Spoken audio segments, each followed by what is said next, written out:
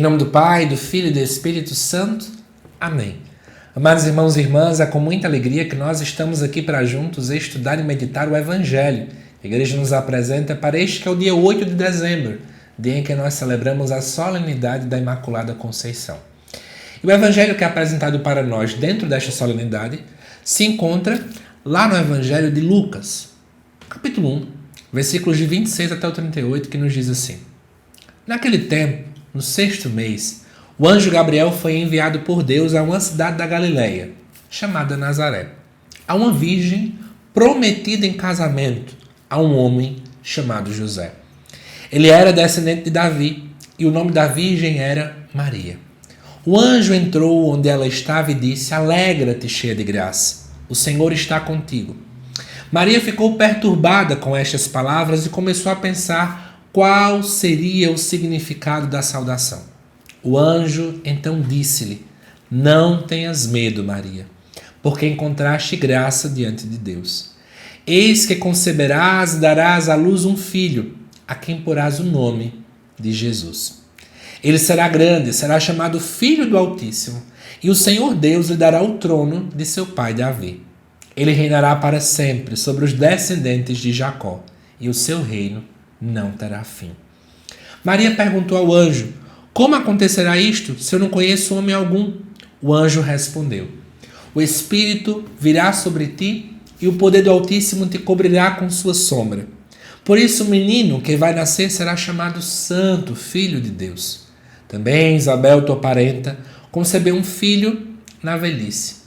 Este já é o 6º mês daquela que era considerada estéril, porque para Deus nada é impossível. Maria então disse: Eis aqui a serva do Senhor. Faça-se em mim segundo a tua palavra. E o anjo retirou-se. Amados irmãos e irmãs, acho que tem várias nuances aqui super interessantes que o Evangelho acaba nos apresentando. Mas já quero começar contando aí um segredo para vocês, né? Rezem por mim para que eu tenha tempo essa semana, porque a proposta é que neste domingo, véspera do dia da Imaculada Conceição, 2 vídeos vão sair aqui no canal. Um deles é falando se Maria de fato pisou ou não a cabeça da serpente, com um aprofundamento muito melhor do que o que eu fiz na primeira leitura. E o segundo é explicando melhor essa história de que Maria foi prometida em casamento. Como é que funcionavam os casamentos lá dentro do judaísmo? Isso tudo deu certo.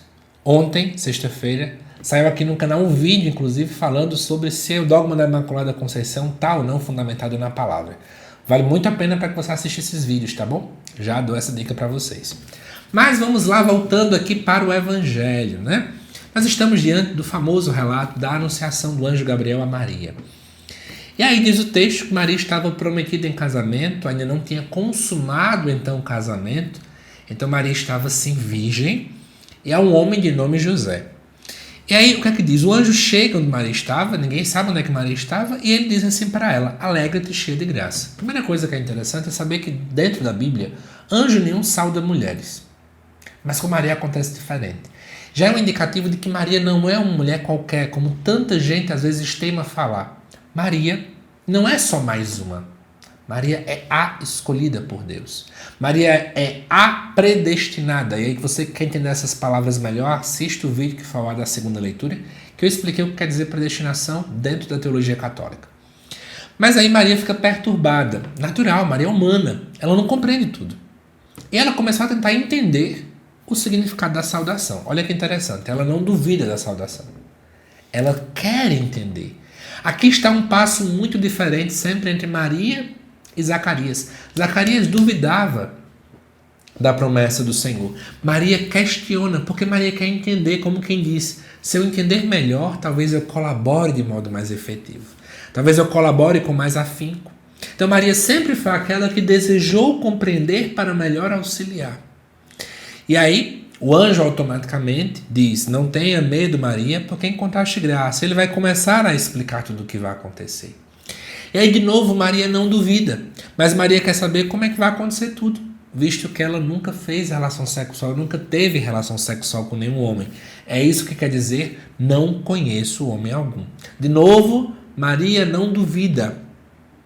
Maria sempre quer entender como é que a coisa vai acontecer, de novo, para que ela possa colaborar.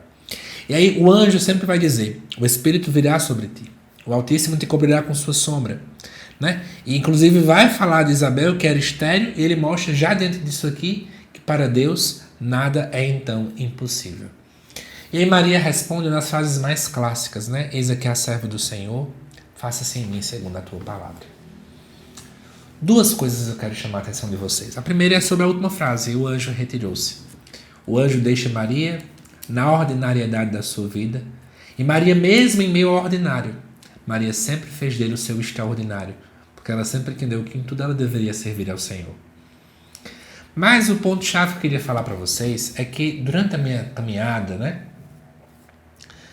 foi exatamente o dogma da Imaculada Conceição que me trouxe muitas dúvidas na caminhada de fé, e que bom que essas dúvidas surgiram, porque foi o que me motivou a querer estudar melhor a Bíblia e a fazer teologia.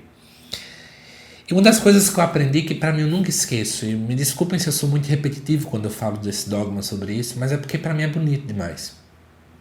Amados irmãos e irmãs, uma das justificativas que alguns teólogos vão colocar, né? Embora para a ação de Deus não precisa de nenhuma justificativa, mas é bonito do ponto de vista teológico e acadêmico, é que Deus desejou perdoar Maria, né, antes mesmo de qualquer pecado que ela pudesse cometer, essa redenção antecipada, para que o sim de Maria fosse o sim mais livre da história.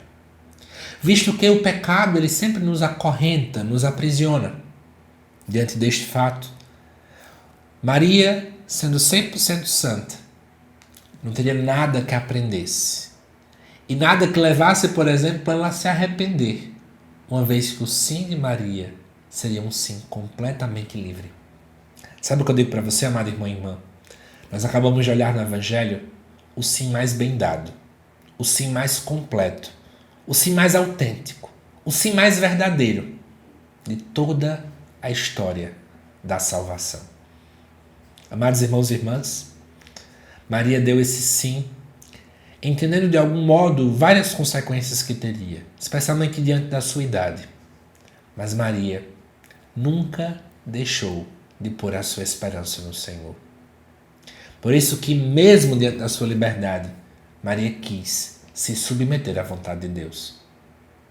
Só alguém 100% livre é capaz de, com tanta verdade, dizer: eu quero ser serva, eu quero ser escrava da vontade de Deus.